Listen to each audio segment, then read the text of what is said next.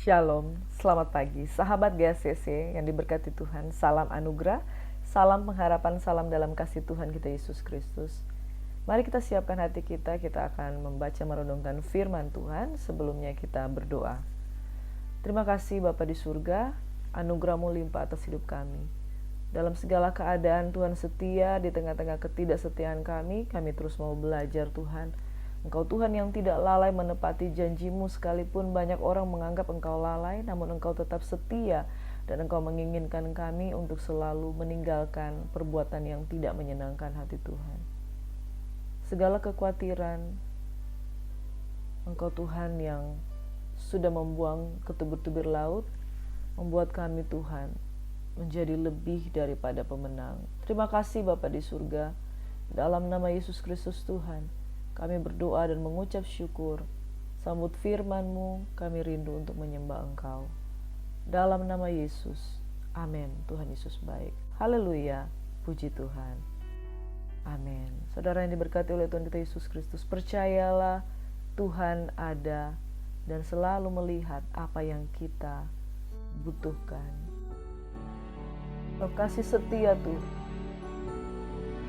lebih dari hidup. Tuhan tidak lalai menepati janji, melainkan Dia selalu setia. Setia kepada setiap orang yang berharap kepada Dia. Bahkan di tengah-tengah ketidaksetiaan kami, Tuhan menarik kami dengan tangan-Nya yang kuat. Kita bertobat dan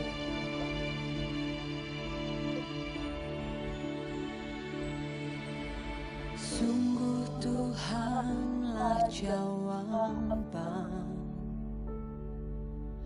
dan sumber kekuatan di saat tak berdaya. Dia yang memegang tanganku. Sungguh Tuhanlah menara dan kubu pertahanan di saat jiwaku berseru. Dia jadi pembelaku.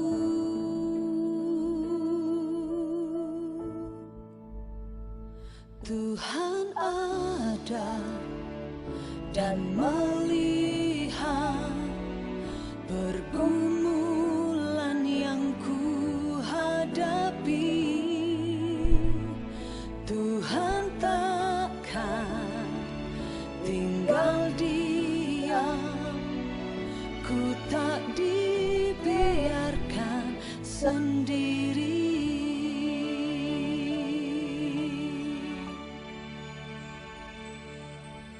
Sungguh Tuhanlah menara dan kubu pertahanan di saat jiwaku berseru. Dia jadi pembelaku.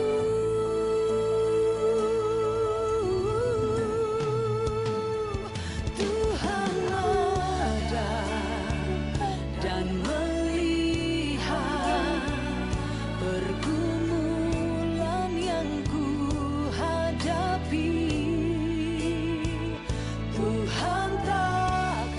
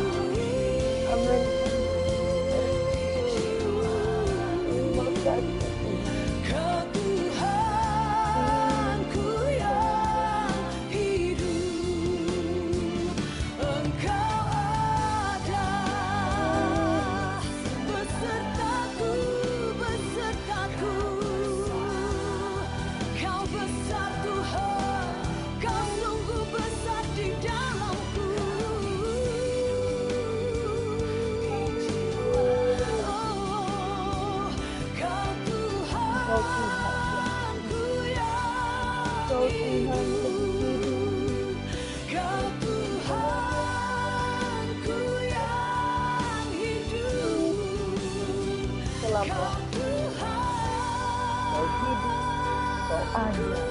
Kau melihat, kau buat kami kuat tengah-tengah keadaan. Kau melihara.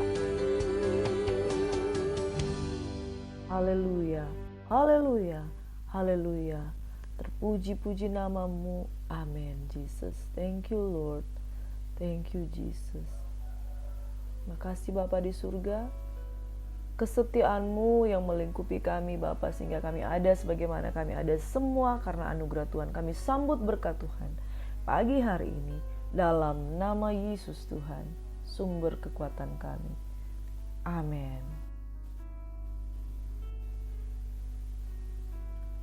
Sekali lagi shalom, selamat pagi sahabat GSS yang diberkati oleh Tuhan Yesus Kristus. Kalau bukan karena Tuhan, kita tidak akan mampu bertahan hingga pada saat ini, dan semua anugerah Tuhan yang memampukan kita. Amin.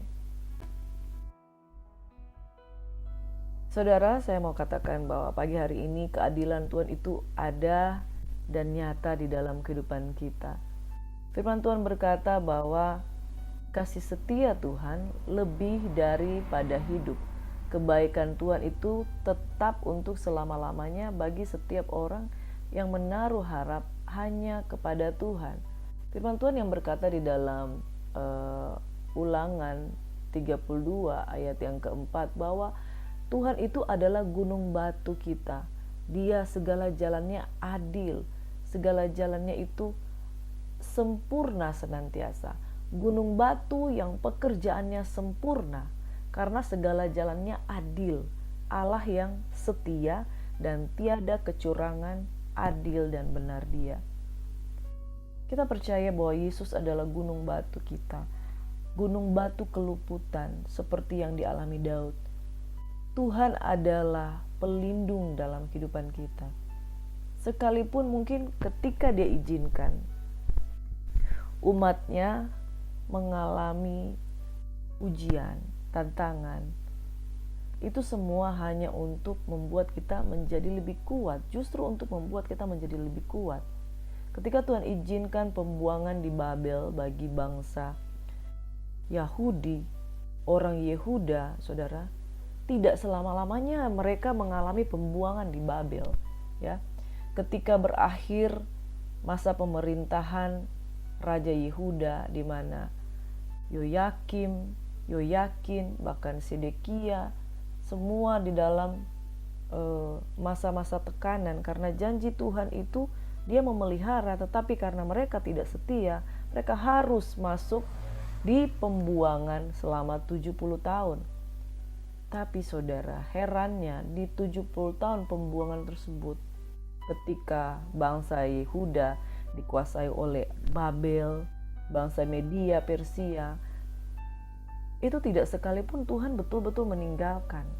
Dia selalu membangkitkan hamba-hamba Tuhan yang memelihara kehidupan bangsa Israel. Memelihara dengan perkataannya, memelihara dengan nubuatannya, menjaga dengan firman-Nya, supaya jangan sampai umatnya tidak mendengarkan firman Tuhan, tetapi supaya umatnya selalu mendengarkan firman Tuhan dan dijaga dengan firman-Nya, sehingga kehendak Tuhan terus jalan dan tetap ada di bangsa Yehuda sekalipun mereka masuk di dalam pembuangan. Pada waktu masa keruntuhan Raja Yehuda, kerajaan itu habis rajanya. Raja yang terakhir itu Yoyakin itu dipelihara oleh Tuhan, oleh bangsa Babel yang mengangkut dia ke Babel. Nah, saudara diberkati oleh Tuhan Yesus Kristus. Sesudah zaman pemerintahan Babel, mereka dikuasai lagi oleh bangsa Persia, sehingga ada Raja Kores. Tetapi Raja Kores ini sesuai dengan nubuatan Yesaya dan tergenapi di zaman pemerintahan Raja Kores ini. Dia mengizinkan bangsa Yehuda itu boleh kembali ke Yerusalem untuk membangun kembali bait suci. Bahkan ketika zaman Raja Artasasta, mereka diizinkan kembali untuk membangun tembok Yerusalem, yaitu Nehemia diizinkan kembali. Nah, saudara yang diberkati oleh Tuhan Yesus Kristus, ketika Raja Kores menginginkan bangsa Israel untuk kembali membangun bait sucinya, dan beberapa perkakas itu dibawa pulang kembali ke Yerusalem, Tuhan membangkitkan seorang imam bernama Imam Ezra.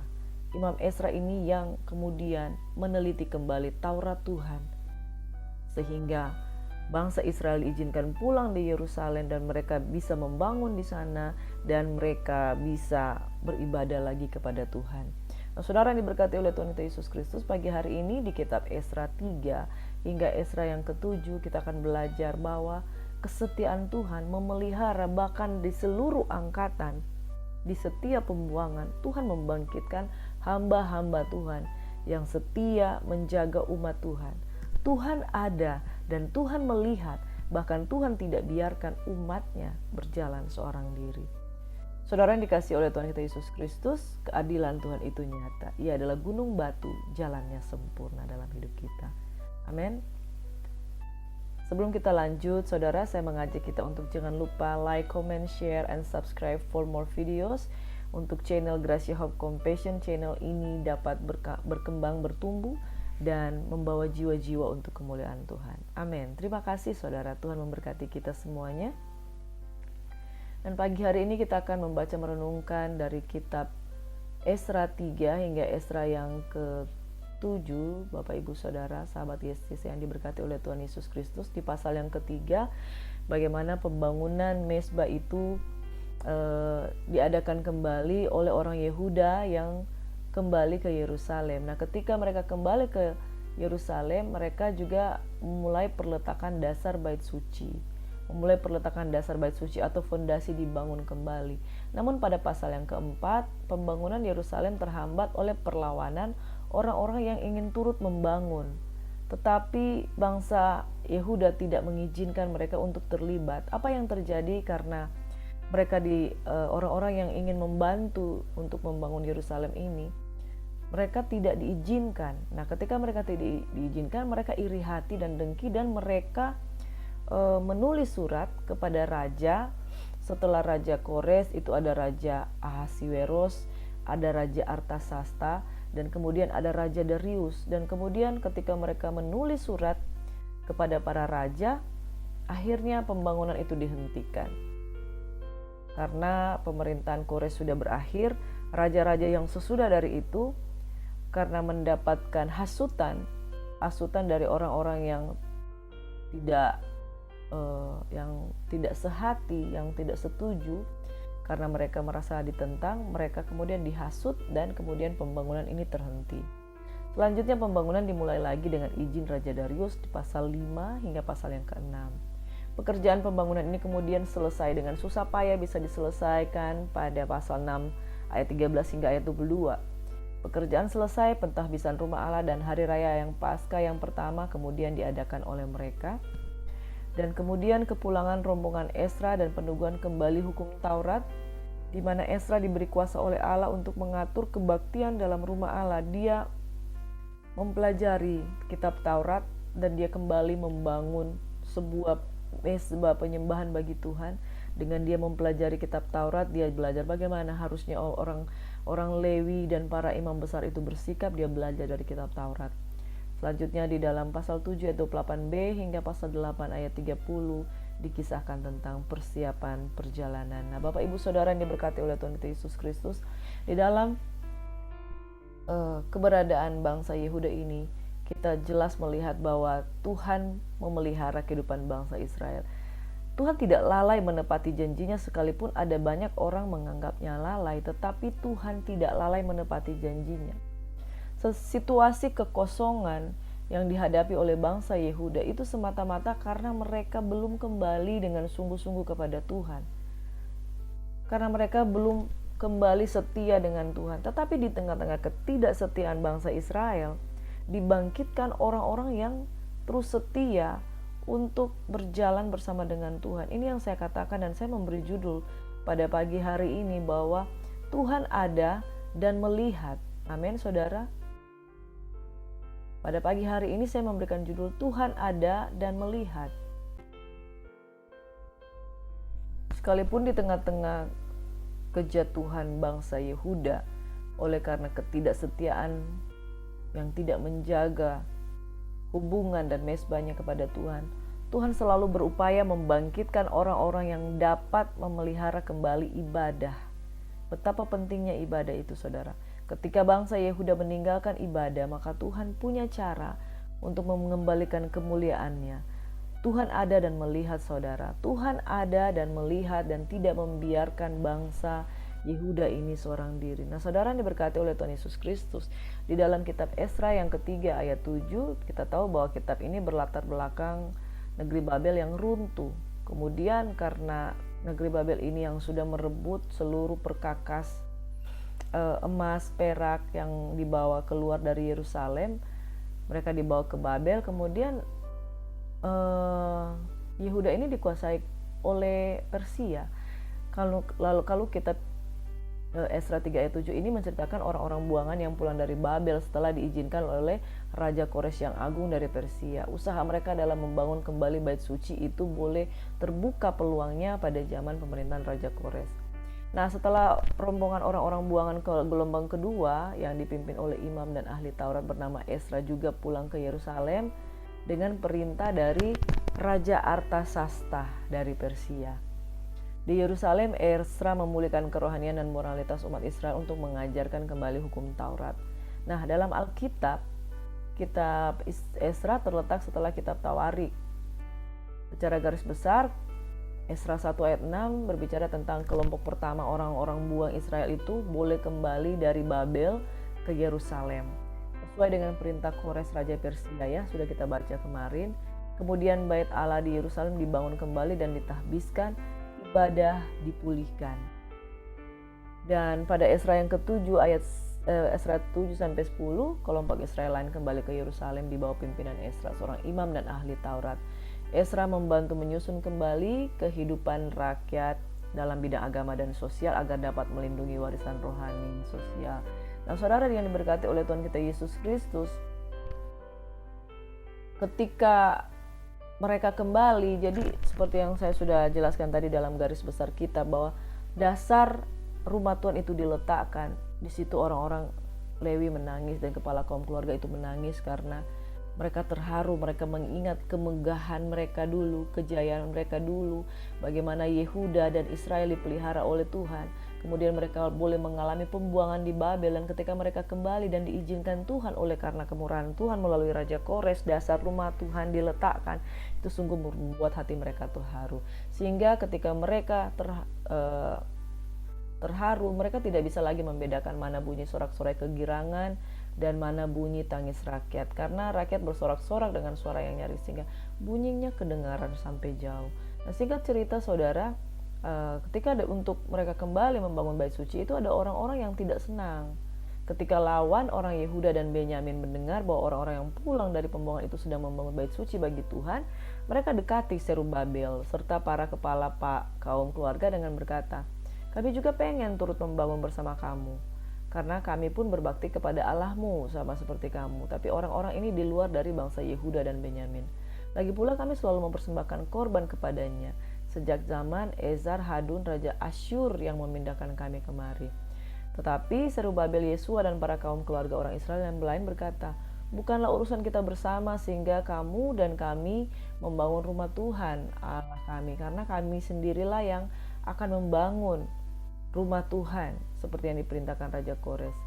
Maka penduduk negeri yang sudah stay di situ itu kemudian karena mereka kecewa tidak bisa membangun bersama, mereka melemahkan semangat orang Yehuda. Bahkan selama zaman Kores Raja Negeri Persia sampai beberapa raja yang memerintah Raja Negeri Persia, mereka menyogok para penasihat untuk melawan orang Yehuda untuk menggagalkan rencana mereka. Nah, di zaman pemerintahan Raja Ahasiweros, pada permulaan pemerintahannya, mereka menulis surat tuduhan kepada orang-orang yang telah menetap Yehuda dan Yerusalem. Jadi mereka karena tidak diizinkan membangun, mereka menghasut. Cara mereka menghasut itu mereka naik sampai kepada raja dan menulis surat hasutan pada zaman Raja Ahasiweros. Saudara, kalau kita flashback ke belakang, siapa ini Raja Ahasiweros? Saudara juga bisa baca dia, Raja Ahasiweros ini, di kitab Ester. Bagaimana raja yang berkuasa, Raja Persia yang berkuasa itu Raja Ahasiweros. menerima surat dari orang-orang yang orang-orang yang menjadi musuh bangsa Yehuda ini, dia terhasut. Kemudian pembangunan itu dihentikan. Saudara yang diberkati, ketika pembangunan itu dihentikan, Raja Artasasta juga sempat menghentikan pekerjaan itu. Raja Artasasta mengirim surat. Raja Artasasta mengirim surat. Setelah Ahasiweros ada Raja Artasasta, di mana Raja Artasasta itu mengirim surat untuk menghentikan pekerjaan itu. Singkat cerita, pekerjaan membangun rumah Allah di Yerusalem terhenti. Sampai pada tahun kedua, catat ya saudara, sampai pada tahun kedua zaman pemerintahan Darius Raja Negeri Persia. Jadi Raja Kores, baru ada Raja Ahasiweros, baru ada Raja Artasasta, baru ada Raja Persia. Nah saudara, ketika zaman Raja Ahasiweros dan Artasasta, pembangunan rumah Tuhan ini terhenti. Raja Ahasiweros ini adalah raja yang memiliki istri Ratu Esther. Jadi ini semua ada berkaitan, ini semua kisah-kisah di Alkitab. Sementara Raja Artasasta adalah raja yang pada zamannya hidup Nehemia, juru minum anggurnya. Kemudian Nehemia ini adalah salah satu orang yang kembali ke Yerusalem untuk membangun tembok Yerusalem. Sementara raja sesudah Raja Artasasta itu ada Raja Darius. Jadi selama pemerintahan Raja Ahasiweros dan Artasasta, pembangunan terhenti karena hasutan. Kemudian pada zaman pemerintahan Raja Darius ini adalah Raja Media Persia yang berikutnya, yang kemudian bangkit. Di situ Nabi Hagai dan Sakaria bin Ido, dua nabi itu bernubuat terhadap orang Yahudi yang tinggal di Yerusalem dalam nama Allah Israel yang menyertai mereka. Pada waktu itu mulailah Zerubabel bin Shealtiel dan Yosua bin Sadak membangun rumah Allah yang ada di Yerusalem. Karena pada zaman itu mereka menulis surat dan menyuruh menyelidiki bahwa dulu ada pernah tercatat surat dari Raja Kores yang sudah mengizinkan mereka kembali. Mereka minta Raja Darius untuk menyelidiki itu. Ya. Dia kata mereka, siapakah nama orang-orang yang mendirikan bangunan itu? Ayat 5, tetapi mata Allah mengamati mata para tua orang Yahudi sehingga mereka tidak dipaksa berhenti oleh orang itu sampai ada berita diterima oleh Darius, kemudian dikirim kembali surat jawaban mengenai itu. Oleh karena mereka menyelidiki bahwa pernah ada tercatat di dalam piagam dan dokumen bahwa Raja Kores mengizinkan mereka kembali. Akhirnya Darius menyelidiki ini dan kemudian mengirim surat jawaban. Oleh sebab itu, jikalau dianggap baik oleh raja, maka hendaklah diadakan penyelidikan dalam gedung perbandaan raja. Di sana di Babel pernah dikeluarkan perintah oleh Raja Kores untuk membangun kembali rumah Allah di Yerusalem itu. Kemudian keputusan raja tentang hal itu kiranya dikirimkan kepada kami. Lalu singkat cerita, Darius mengeluarkan perintah mengizinkan mereka kemudian kembali membangun karena pernah ada dokumen dari Raja Kores. Demikian Raja Darius mengizinkan kembali pembangunan itu. Maka para tua-tua Yahudi itu melanjutkan pembangunan dengan lancar, digerakkan oleh nubuatan Nabi Hagai. Nabi Hagai ini mencatat buku kitab Hagai. Nabi Sakaria mencatat kitab Sakaria. Oleh karena nubuatan para nabi ini, pembangunan menurut perintah Allah Israel dan menurut perintah Kores, Darius dan Artasasta, raja-raja negeri Persia, maka selesailah rumah itu pada hari yang ketiga bulan Adar, yakni pada tahun yang ke-6 zaman pemerintahan Raja Darius. Catat ya saudara, Raja Darius. Pada pemerintahan Raja Darius ini juga bangkit seorang intelek yang bernama Daniel. Disitulah Nabi Daniel. Jadi saudara, Alkitab yang dicatat-catat ini itu ada di satu zaman, di mana di zaman itu ada bangkit hamba-hamba Tuhan, nabi-nabi Tuhan yang ada di sana untuk menjadi penjaga janji-janji Tuhan. Kemudian daripada itu, Asra 7 zaman pemerintahan Artasasta Raja Negeri Persia, berangkatlah Esra. Nah, Esra ini kembali ke Yerusalem. Esra itu kembali ke Yerusalem, dia tiba dari Babel, kemudian dia meneliti Taurat dan melakukan serta mengajarkan ketetapan dan peraturan di antara orang Israel. Selanjutnya salinan surat yang diberikan Raja Artasasta kepada Esra, imam dan ahli kitab itu, yang ahli dalam perkataan bahwa setiap orang yang tidak melakukan hukum Allahmu dan hukum raja harus dihukum dengan seksama, baik dengan hukuman mati maupun dengan pembuangan dan hukuman denda atau hukuman penjara. Jadi saudara, di tengah-tengah pembuangan, di tengah-tengah mereka hidup di bangsa lain, ada pemeliharaan Tuhan. Itu sebabnya saya katakan Tuhan ada dan melihat. Sekalipun mereka dibuang, tetapi di dalam pembuangan itu Tuhan tidak biarkan mereka sendiri, tapi ada hamba-hamba Tuhan, ada nabi-nabi Tuhan, ada imam-imam yang dibangkitkan untuk menjaga umat ini. Amin, saudara. Firman Tuhan berkata di dalam Yesaya 7 ayat 27, terpujilah Tuhan Allah nenek moyang kita, yang dengan demikian menggerakkan hati raja, sehingga ia menyemarakkan rumah Tuhan yang ada di Yerusalem, dan membuat aku, Esra, disenangi oleh raja dan penasihat-penasihatnya, serta pembesar raja yang berkuasa. Maka aku menguatkan hatiku, karena tangan Tuhan Allahku melindungi aku, dan menghimpunkan dari orang Israel beberapa pemimpin, untuk bersama-sama pulang bersama-sama aku. Jadi saudara, singkat cerita, kesimpulan dari Esra 3 hingga Esra 7 bahwa pembangunan rumah Tuhan, mereka meletakkan dasar rumah Tuhan dengan begitu haru. Tetapi begitu mereka membangun, ada penentang-penentang yang menghalangi mereka dan menghasut raja-raja Persia itu, sehingga pekerjaan terhenti. Tetapi pekerjaan yang terhenti Tuhan tidak biarkan. Raja-raja itu kembali memberikan perintah untuk bangsa Yehuda itu membangun kembali rumah Tuhan. Dan perjalanan ini membuktikan bahwa Tuhan itu setia. Tuhan ada dan melihat di tengah-tengah pembuangan, di tengah-tengah persoalan dan pergumulan. Ada saja pertolongan Tuhan, bahkan melalui raja-raja yang ada. Dan saya mencatat di sini bahwa raja-raja yang namanya disebut di sini, ada Raja Ahasiweros, ada Raja Artasasta, ada Raja Darius. Dalam pemerintahan raja-raja ini, di setiap pemerintahan mereka ada bangkit orang-orang hebat yang senantiasa dipelihara oleh Tuhan. Raja Ahasiweros, dia menikahi Hadasa yang kemudian disebut Esther. Esther ini kemudian yang menyelamatkan bangsa Yahudi pada waktu itu, kalau saudara pelajari kitab Esther. Sementara Raja Artasasta ini adalah raja yang memberikan izin kepada Nehemia untuk pulang membangun Yerusalem, sampai dia menjadi bupati di Yerusalem. Dan saudara yang diberkati, pemeliharaan Tuhan sehingga tembok Yerusalem ini bisa dibangun dengan begitu banyak penentang. Dan selanjutnya dalam pemerintahan Raja Darius, selesailah rumah itu pada hari ketiga bulan Adar pada tahun yang ke-6, zaman pemerintahan Raja Darius. Nah, Raja Darius ini adalah raja yang dimana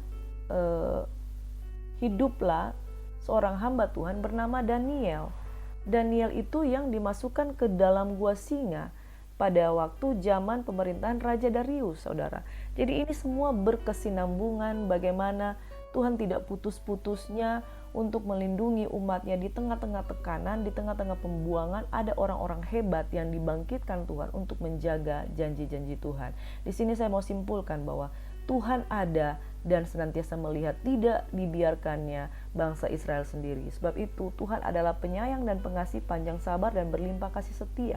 Tuhan selalu menyediakan orang-orang yang taat untuk menjaga umatnya di dalam menggenapi janjinya. Ada Nabi Sakaria bin Ido, ada Nabi Hagai yang berjaga-jaga atas pembangunan rumah Tuhan. Makanya ada kitab Hagai 1 ayat 8. Ya, sudah waktunya untuk membangun rumah Tuhan.